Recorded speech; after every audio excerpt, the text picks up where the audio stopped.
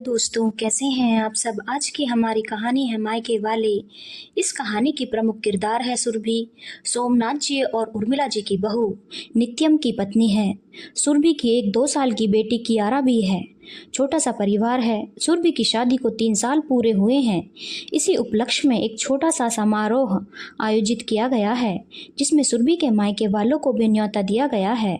उसके मायके वाले महाराष्ट्र में रहते हैं, वहीं उसका ससुराल झांसी में है। झांसी में काव्या के अलावा उसकी 2 बड़ी बहनों के ससुराल भी हैं। और असल समस्या यही है। दरअसल सुरभि के माता पिता के कोई बेटा नहीं है, ले देकर ये 3 बेटियां हैं। अब एक दिन भी किसी के घर में ज़्यादा रह जाते तो सुरभि के ससुराल में बातें बन जाती हैं। उसके घर तो रुक गए, वही एक बेटी है क्या? हम क्या बुरे थे जो हमारे यहाँ नहीं रुके? पिछले 3 सालों में ये सब सुनते सुनते तो सुरभि के दिल में डर ही बैठ गया है।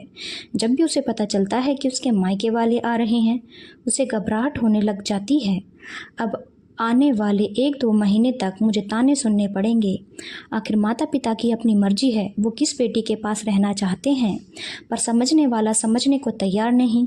दीदी के ससुर जी पापा जी के दोस्त रह चुके हैं, इसलिए मम्मी पापा भी बड़ी दीदी के ससुराल में अपने आप को बहुत ही फ्री महसूस करते हैं। ऊपर से सुरभि की सास का छोटी छोटी बातों को पकड़ लेना भी उन्हें खरता था।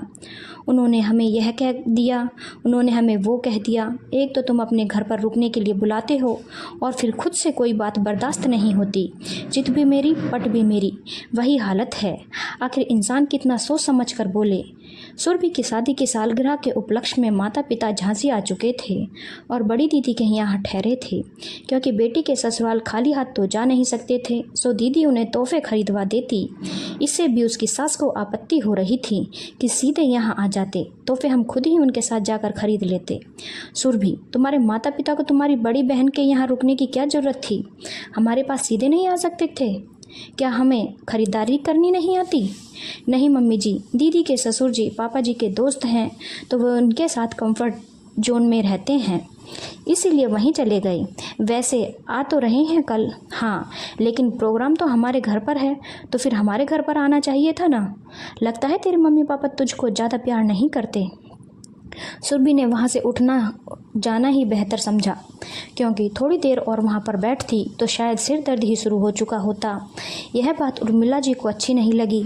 जब नित्यम ऑफिस से आया तो पता नहीं उर्मिला जी ने उससे क्या क्या कहा।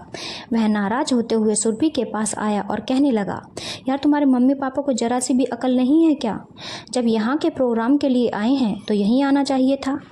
मेरे मम्मी पापा का कोई स्वाभिमान नहीं है क्या, जो हर बार इस तरह से बेइज्जत होते हैं? नित्यम, कैसी बात कर रहे हो तुम ऐसे मेरे मम्मी पापा के लिए कैसे बोल सकते हो? यार मैं परेशान हो गया हूँ तुम्हारे मम्मी पापा के इस रवैये से। जब भी आते हैं मैं परेशान हो जाता हूँ। तुम क्यों परेशान होते हो मेरे माता पिता के आने से? परेशान तो मैं हो जाती हूँ मेरे माता पिता के आने से। तुम्हारे मम्मी पापा को पता नहीं किस चीज़ से समस्या है। मेरे मम्मी पापा ज़्यादा दिन अगर मेरी बड़ी बहन के घर पर रह जाते हैं तो आखिर उन्हें क्यों परेशानी होती है? दीदी के ससुर जी पापा जी के दोस्त हैं, कुछ दिल की बातें कर लेते हैं वो लोग। हाँ, एक समधी को ज़्यादा इज्जत दो और दूसरी को दो ही मत, यह भी कोई बात होती है? अरे पर ये उन लोगों की मर्जी कि वो लोग कहाँ रुकना चाहते हैं, और वैसे भी आ तो रहे हैं कल, और तुम क्यों परेशान हो रहे हो? मजली दीदी के घर पर तो नहीं रुके, वह तो कुछ नहीं कह रही। परेशान तो मुझे होना चाहिए कि जब भी मेरे माता पिता यहाँ आते हैं मेरे घर की शांति भंग हो जाती है, जीना दुश्वार हो जाता है मेरा, क्योंकि सुबह की शुरुआत भी तानों से होती है मेरी। हर लड़की अपने माता पिता के आने से बेहद खुश होती है, पर शायद मैं अकेली हूँ जो उनके आने से डर जाती है। उनके आने पर ही मेरी खुशियाँ खो जाती हैं, क्योंकि उन्हें भी सुनना पड़ता है और मुझे भी। हाँ, हम तो तुम्हारी खुशियों पर ग्रहण है ना, कि हमारे कारण तुम्हारी खुशियाँ खो जाती हैं। मेरे माता पिता पर बेवजह का इल्ज़ाम मत लगाओ। सही कहा, अभी तुम्हें कुछ भी समझ नहीं आएगा। तुम्हें तब समझ में आएगा जब तुम्हारी कियारा के साथ ऐसा होगा। भगवान न करे कि उसे भी मेरी तरह ससुराल मिले, तो तुम्हें अच्छी तरह समझ में आ जाएगा जब तुम्हारी बेटी अपने माता पिता की ससुराल न आने की कामना करे। नित्यम के पास सुरभि की इस बात का कोई जवाब नहीं था, पर सुरभि अपने दिल की बात कह चुकी थी। मायके वाले आ रहे हैं, यह ऐसा वाक्य है जिसे सुनकर हर महिला के चेहरे पर अपने आप मुस्कान आ जाती है, चाहे वह नवविवाहिता हो या बुजुर्ग महिला। हर उम्र की महिला के चेहरे पर सदा मुस्कान लाने वाला यह वाक्य कई बार सिरदर्द बन जाता है, क्योंकि उसके बाद के तूफान को उसे ही झेलना पड़ता है। धन्यवाद दोस्तों। अगर आपको कहानी अच्छी लगी हो तो चैनल को लाइक, शेयर और सब्सक्राइब करना ना भूलें।